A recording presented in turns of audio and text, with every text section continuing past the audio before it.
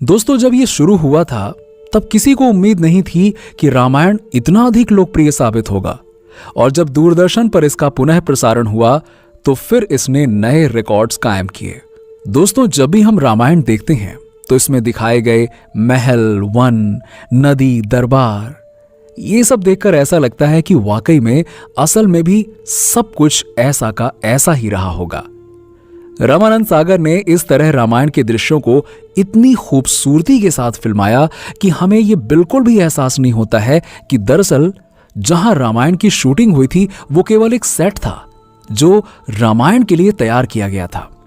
दरअसल आज से कई साल पहले जिस रामायण को रामानंद सागर ने बनाया था उसका जादू आज भी बरकरार है। रामायण को फिल्माने के लिए एक ऐसी जगह की जरूरत थी जहां वन, नदी, खाली मैदान, पहाड़ और समुद्र तट एक साथ हों, ताकि अलग अलग दृश्यों को फिल्माने के लिए ज्यादा दिक्कत ना हो।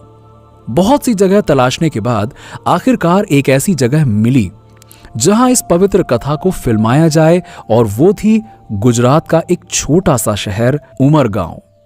यह शहर रामायण के लिए एक पर्याप्त स्थान था। यह शहर की आबादी भी इतनी घनी नहीं थी कि जिस वजह से यहां काम करना मुनासिब ना हो।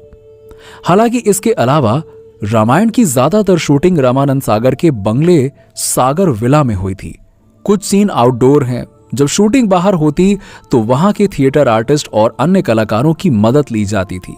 और तो और आपको जानकर हैरानी होगी कि रामायण की शूटिंग के दौरान कई बार जूनियर कलाकारों की जरूरत पड़ती थी।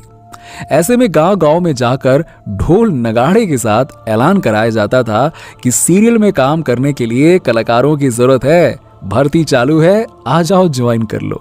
वहीं सीता यानी कि दीपिका चिखलिया से रामानंद सागर ने कहा था कि सीता ऐसी लगनी चाहिए कि स्क्रीन पर आए तो इंट्रोड्यूस ना करना पड़े, दर्शकों को यह बताना ना पड़े कि ये सीता माता है, दर्शकों को यह ना बताना पड़े कि वो जो 2-3 लड़कियां चल रही हैं उनमें सीता कौन है। इस तरह 4-5 स्क्रीन टेस्ट और कई राउंड के बाद दीपिका चुन ली गई। इससे पहले माता सीता के लिए जूही चावला को अप्रोच किया गया था, लेकिन उन्होंने इस रोल को करने से मना कर दिया था। रामायण के प्रसारण के दौरान सड़कें सूनी हो जाती थीं। घर के सभी लोग एक साथ टीवी के सामने बैठकर रामायण देखने लगते थे। बहुत से घरों में तो लोग इस दौरान अपने टीवी पर माला भी चढ़ाते थे। श्री राम का किरदार निभाने वाले अरुण गोविल और माता सीता का अभिनय करने वाली दीपिका के अनुसार लोग उन्हें भगवान राम और माता सीता के रूप में ही देखते थे, और जब भी वो किसी सार्वजनिक कार्यक्रम में जाते थे तो लोग सबसे पहले उनके पैर छूने लगते थे। इतना ही नहीं, देश के कई हिस्सों में शाम के 7 बजे के बाद ऐसा लगता था कि जैसे सरकार ने कर्फ्यू का ऐलान कर दिया हो। जी हां, लोग अपने घरों या फिर पड़ोसियों के घरों में घुस जाते थे, टीवी के सामने बैठ जाते थे। रामायण ने जितनी प्रसिद्धि हासिल की उतनी प्रसिद्धि और किसी धार्मिक शो को शायद ही मिली होगी। लेकिन बहुत कम लोग इस बात को जानते हैं कि रामायण को सूचना और प्रसारण मंत्रालय से कई बार रिजेक्ट कर दिया गया था।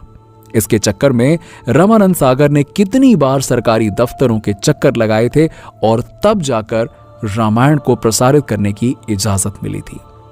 वैसे दोस्तों, आपको रामायण अब कितनी पसंद है, इसका सबूत एक लाइक से जरूर दीजिएगा, क्योंकि इससे हमें पता चलेगा कि आज भी रामायण को लोग कितना पसंद करते हैं। जितना पहले करते थे उतना ही